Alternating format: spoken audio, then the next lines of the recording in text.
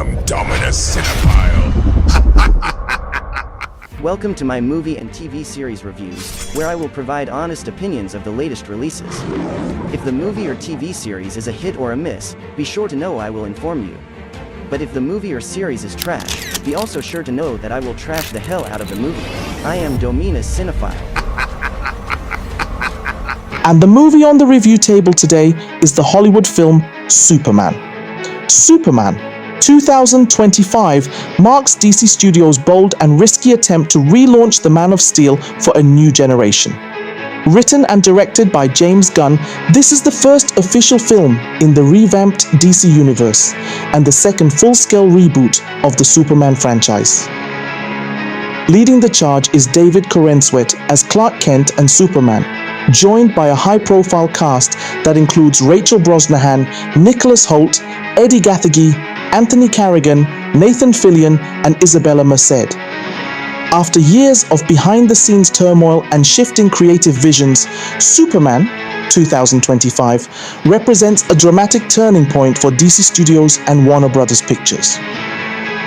Following the controversial departure of Zack Snyder's darker, mythic interpretation of the Man of Steel, headlined by Henry Cavill, fans were left reeling when Cavill was unceremoniously dropped despite his brief return in Black Adam. What followed was a divisive reset. James Gunn, newly appointed co-head of DC Studios, stepped in with a radically different vision. Say what you will about Zack Snyder's Superman, but there was no denying the weight and grandeur he brought to the character. Henry Cavill's Kal-El was a conflicted god among men, torn between his alien heritage and his human heart, framed in rich operatic visuals that treated Superman as a mythic figure, not a Saturday morning cartoon.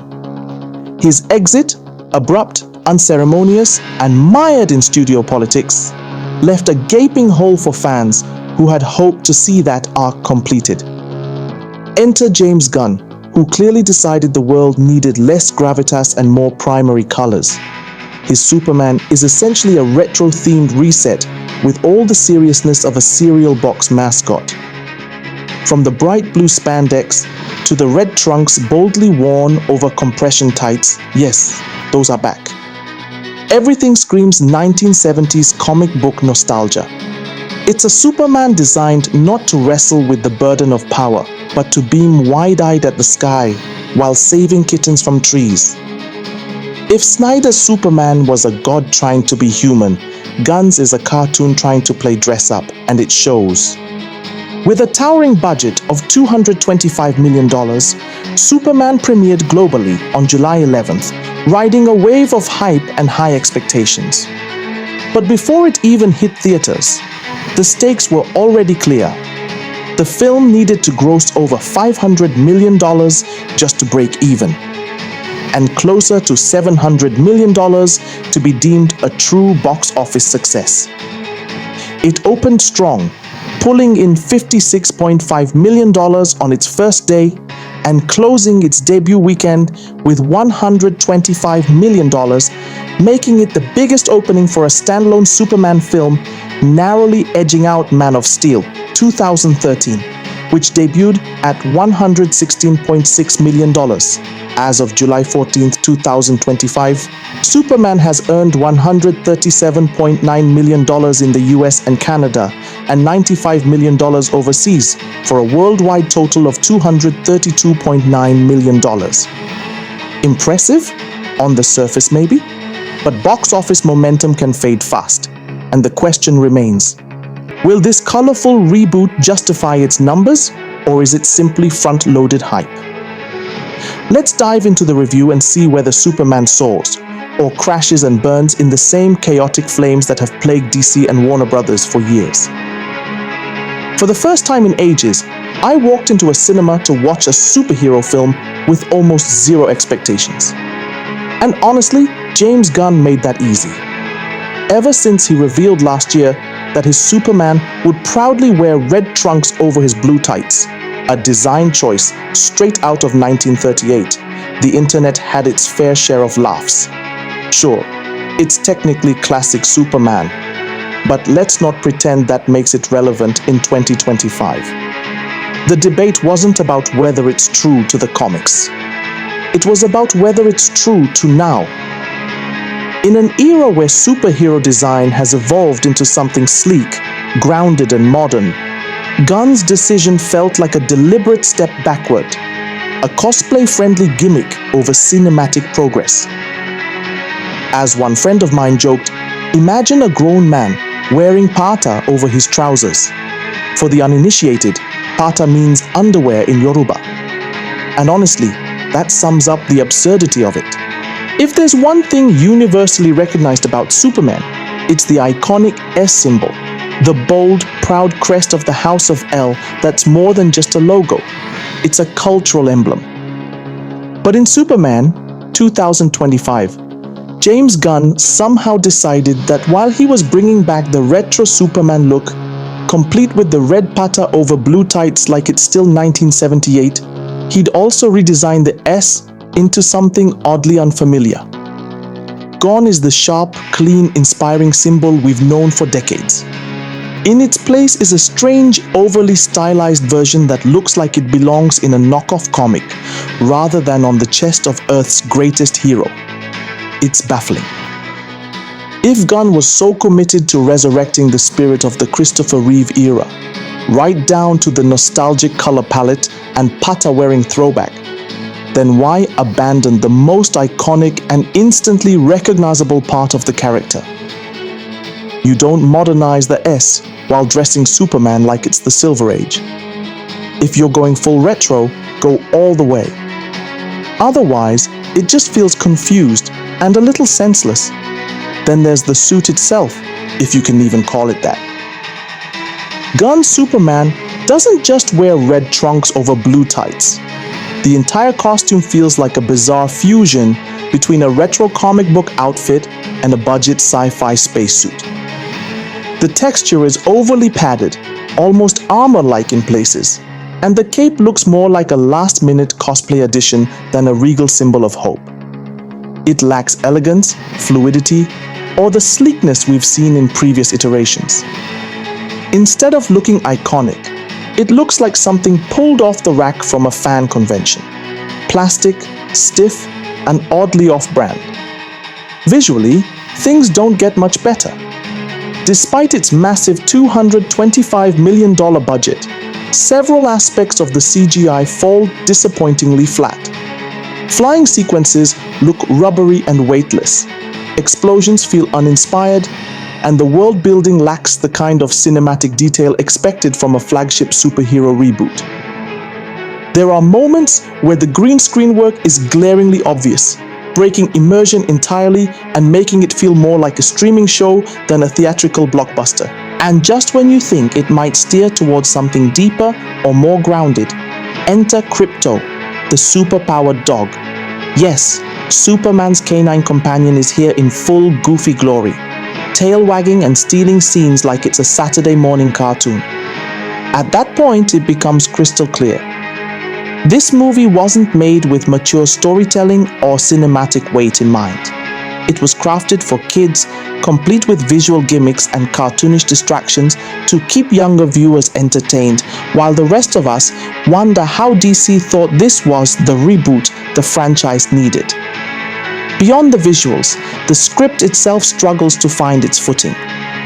While James Gunn is known for injecting humor into his stories, much of the comic relief here falls painfully flat. There are moments clearly written to be light-hearted or witty, but the timing is off, the dialogue feels forced, and the delivery is often awkward. Instead of laughs, you get uncomfortable silence. Or worse, second-hand embarrassment. It's as if the film can't decide whether it wants to be taken seriously or just entertain kids with low-effort punchlines and goofy side comments. The tonal imbalance becomes more apparent with each failed joke, but the real cracks begin to show in the details. A film of this scale and budget shouldn't be riddled with sloppy mistakes, yet Superman 2025 is full of them. Take for instance the glaring continuity error toward the end of the film. Lex Luthor, after being attacked, is seen clutching his injured left arm. Minutes later, as he's carted off to Belle Reve, it's suddenly his right arm in a sling. Did no one on set or in post-production catch that? And then there's the absurd geography error that breaks the logic of the film's own world building. We're told Superman's fortress of solitude is in Antarctica. Fine. But in Metropolis, a city clearly situated in the northern hemisphere, it's the middle of summer. The issue? During that time of year, Antarctica experiences perpetual night, not the daylight shown in the film. That's basic science, easily avoided with the most minimal research or attention to detail. Look, superhero movies can be fantastical. They can bend reality, but they shouldn't insult the intelligence of their audience. Whether it's capes, aliens, or flying dogs, a blockbuster of this magnitude has no excuse for amateur-level goofs and continuity lapses. Kid-friendly doesn't mean careless. If there's one thing that drags Superman 2025 down from being even remotely compelling, it's the film's inconsistent pacing and jumbled tone. For a movie trying to reboot the most iconic superhero of all time, it never quite decides what it wants to be. The opening act rushes through Clark's internal struggles and origin beats as if the audience is already supposed to care, while the second act stalls with unnecessary subplots, bloated exposition, and awkward character detours that feel like filler designed to stretch the runtime rather than serve the story. Scenes jump from light-hearted banter to dramatic moments with zero build-up, creating emotional whiplash that leaves the film tonally confused. 1 minute, Superman is engaging in a hopeful monologue about peace and unity, and the next, he's surrounded by characters cracking sitcom-level jokes mid-crisis, undercutting any chance of emotional resonance. It tries to be everything at once: a heartfelt coming-of-age tale, a Saturday morning cartoon, and a high-stakes superhero epic. In the end, it becomes none of those things convincingly. The result? A movie that feels structurally fragmented. The pacing is either too fast for development or too slow for excitement. Climactic moments arrive without the emotional groundwork to support them, while other sequences drag far past their relevance. By the time we hit the third act, which should have been the crescendo, the tonal confusion and uneven rhythm have already drained much of the momentum. Instead of soaring, the story limps toward its finale, bloated, busy, and weirdly hollow. Let's talk performances, starting with David Corenswet as Clark Kent and Superman. To be fair, I went in with zero high expectations, and honestly, I don't blame Corenswet for that. He's a capable actor. He has the charm, the physique, and even the sincerity to take on a character as layered as Superman. But here's the problem. He wasn't given the space to make the role his own. From the first frame, it's obvious James Gunn didn't cast Corenswet to redefine Superman. He cast him to recreate Christopher Reeve's version, red patta and all. Every frame, every smile, every awkward nerdy shrug, as Clark Kent feels like it's been lifted from the Reeve playbook. And while that may tickle the nostalgia of older fans, it ultimately changed Corenswet's performance. He's stuck imitating a version of Superman frozen in time, instead of bringing something fresh, modern, or emotionally complex to the table. Worse still, the kid-friendly, cartoon-toned script gives him nothing of real weight to work with. There's no inner conflict, no raw emotion, no real challenge. He spends most of the film either smiling politely, throwing around dad-level jokes, or posing heroically in soft lighting. There's barely a hint of the godlike struggle or moral burden that made Henry Cavill's Superman resonate with a more mature audience. In the end, Corenswet did the best he could with the material he was handed, but you can't soar when the script clips your wings. If there's one casting choice in Superman 2025 that truly delivered, it's Nicholas Hoult as Lex Luthor. Unlike some of the other performances weighed down by a lightweight script or nostalgic direction, Hoult had the presence, the precision, and most importantly, the freedom to make the role his. It's no surprise that he walked away with the biggest paycheck on set, $2 million, and frankly, every cent was earned. Hoult brings a calculating intensity to Lex Luthor that we haven't quite seen before. It's not the over-the-top eccentricity of Jesse Eisenberg, nor the cold corporate menace of Gene Hackman. It's something sharper, more grounded, and disturbingly real. His Lex is charismatic yet sinister, intellectual yet unhinged, and always 2 steps ahead. He doesn't just act the part, he becomes Luthor, commanding every scene with a chilling calm that never tips into cartoonish villainy. In a film where much of the narrative felt light and tailored for children, Hoult's performance injected much-needed gravity. His portrayal reminds you that Luthor isn't just a mad genius, he's a real-world threat wrapped in charm and ambition. Whether plotting behind the scenes or confronting Superman face-to-face, Hoult steals focus with a layered complexity that gives the movie brief flashes of true dramatic weight. If there was any character in this reboot that felt fully realized and elevated beyond the kiddie tone, it was Luthor. And for that, Nicholas Hoult deserves all the applause, and yes, every single dollar of his top-tier salary. As for the rest of the cast, they largely serve as background noise, filler characters in a story too focused on looking retro to build real character depth. Nathan Fillion as Green Lantern is a prime example.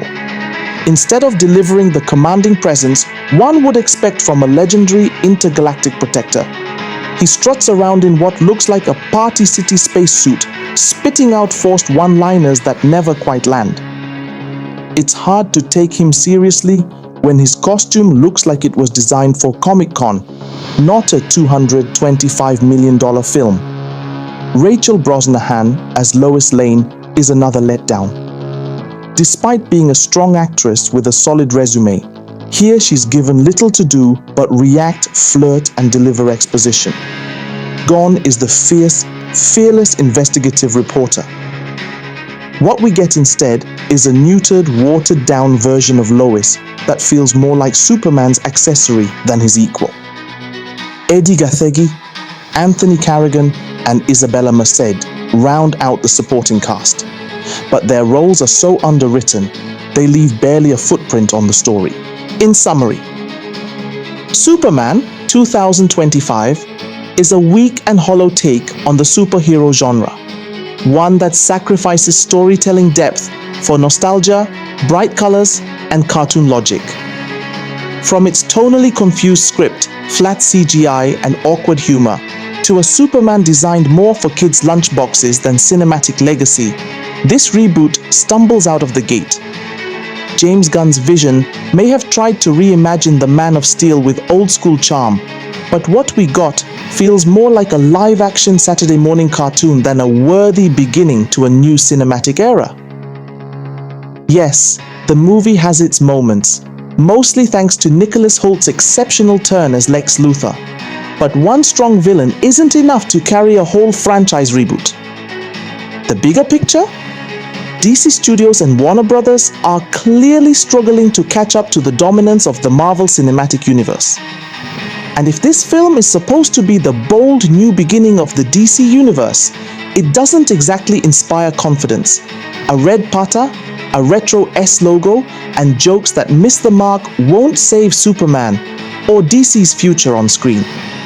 And now for my rating. Superman scores a disappointing 4 out of 10. I'm definitely trashing this.